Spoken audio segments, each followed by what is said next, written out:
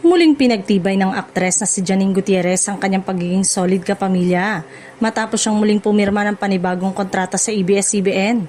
Sa contract signing, ipinahayag ni Janine ang kanyang pasasalamat sa patuloy na tiwalang ibinibigay sa kanya ng network na naging tahanan niya mula nang lumipat siya noong 2021. Ayon kay Janine, espesyal para sa kanya ang muling pagpirma ng kontrata dahil isa itong patunay ng matibay na samahan at magandang working relationship na nabuo niya kasama ang ABS-CBN sa nakalipas na mga taon.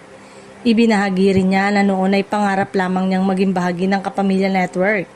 Ngunit ngayon ay isa siyang ganap na kapamilya na patuloy na binibigyan ng mahalagang proyekto.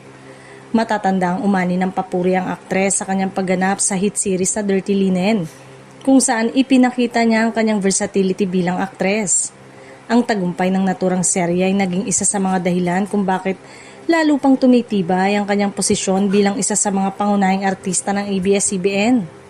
Sa kanyang pananatili sa Kapamilya Network, inamin ni Janine na may kaakibat na pressure ang bawat bagong proyekto.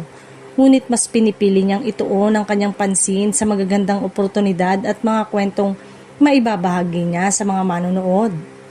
Naniniwala rin siyang mahalaga ang suporta ng mga direktor, production team at mga kasamahan sa industriya sa kanyang patuloy na paglago bilang artista.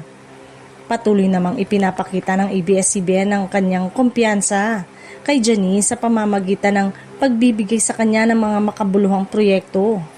Sa kasalukuyan, kabilang siya sa mga artistang inaasahang mangunguna sa mga bagong serye at digital production ng network para sa lokal at international na audience.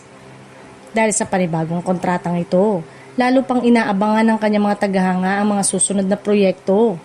Marami ang naniniwalang mas marami pang tagumpay ang naghihintay sa award-winning actress habang ipinagpapatuloy niya ang kanyang makulay na paglalakbay bilang isang tunay na kapamilya.